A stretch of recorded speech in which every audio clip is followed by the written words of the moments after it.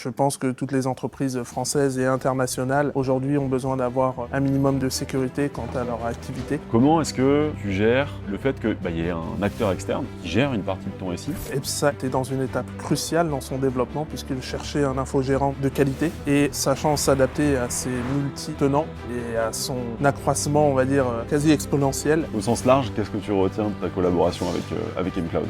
Écoute, je vais être direct et franc. Ce que j'en retiens, c'est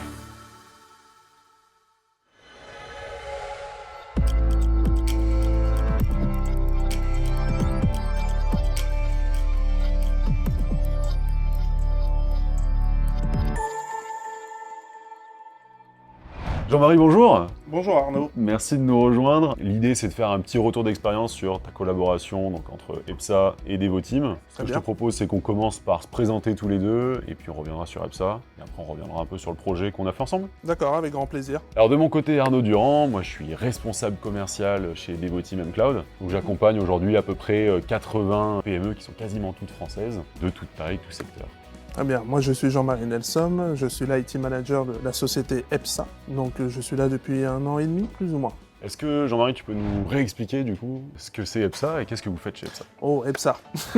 EPSA est un cabinet de conseil à forte valeur ajoutée, spécialisé dans l'univers du travel, dans les achats indirects. En tout cas, ce fut le cas depuis 2001, lors de sa création. Et EPSA a pu grossir et se développer depuis ces dernières années, en offrant bien sûr une large gamme de nouveaux produits. Il a su élargir et diversifier en tout cas ses services à ses entreprises par le biais de rachats indirects ou par le biais de nouvelles solutions comme le BPO, ou le rachat extérieur indirect. Et EPSA se place maintenant comme l'un des leaders, l'un des pionniers dans ce domaine, autant sur le territoire national qu'à l'international. EPSA sait s'adapter à ses clients, donc EPSA gère des entreprises du CAC 40, mais aussi des ETI, des PME, déjà par son large choix de services et de produits, donc adaptés à chacun, notamment avec ses derniers produits basés sur le RSE, donc assez tendance actuellement et bien évidemment dans l'air du temps. Et donc Jean-Marie, on a commencé à travailler ensemble il y a à peu près 2 ans et demi. À la base, c'était pour un appel d'offres sur une migration au 365. Tout à fait.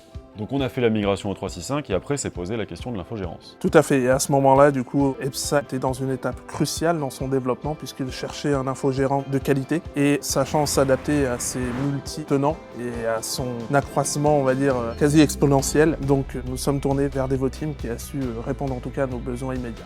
Donc à la base, on était sur une infogérance qui était plutôt utilisateur, poste de travail. Alors tout à fait, c'était le workspace, donc forcément tout ce qui tournait autour du poste de travail, du matériel, du niveau 1 dans le support de tous les jours. Et ça s'est développé par la suite par de nombreux projets qui sont concrétisés. Et Devoteam a su justement suivre un petit peu la cadence élevée qu'imposait EPSA lors de son accroissement. Un des intérêts que tu avais, c'est qu'à la fois Devoteam pouvait faire le projet, donc on a vu notamment la migration au 365 pour les utilisateurs et assurer le run derrière. Et dans les projets les plus récents qu'on a fait ensemble, on a aussi la partie MSSP, donc la partie sécurité. Est-ce que tu peux détailler un peu les besoins que vous aviez? Oui, alors comme je disais tout à l'heure, EPSA s'est développé très rapidement par le biais de rachats extérieurs ou d'autres manières. Et c'est vrai que les besoins, le niveau de maturité, au-delà d'intéressant, était nécessaire. Et nous avions besoin d'être suivis en termes de sécurité. C'est vrai que nous avons développé quelques projets comme le déploiement du SOC, le déploiement du MFA, la cybersécurité aussi, qui est un point essentiel. Et Devoteam a répondu présent au challenge qu'on lui imposait.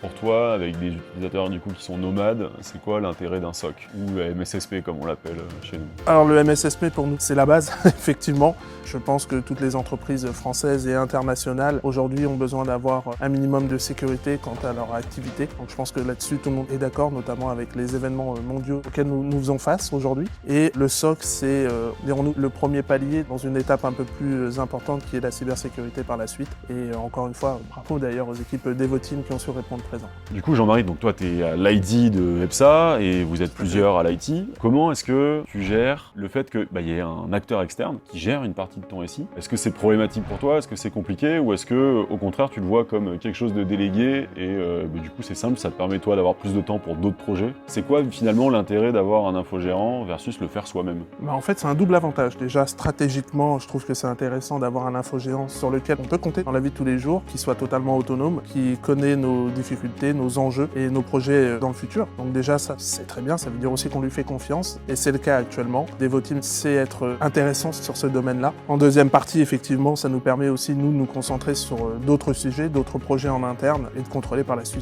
si tout va bien. Du coup, Jean-Marie, tu expliquais que EPSA avait quand même une forte croissance et nous, ça se voit dans l'augmentation des licences. Tout à fait. Et au-delà de la croissance, on a aussi une croissance extérieure, donc par le rachat d'autres entreprises. Et donc à chaque fois, c'est Devoteam M Cloud qui s'occupe d'intégrer dans O365, dans votre tenant, l'entreprise, et ensuite on assure l'infogérance. Tout à fait, avec le directeur commercial, M. Longhi, et les équipes techniques, nous avons mis en place un système d'intégration quasi automatique des entités, donc un questionnaire bien sûr établi au préalable, et ensuite tout un tas de questions, même été jusqu'au retour d'expérience des utilisateurs des entités intégrées. Donc un gros travail en perspective qui pour l'instant a respecté tous les standards d'EPSA. On a une espèce d'industrialisation, de l'intégration dans le tenant.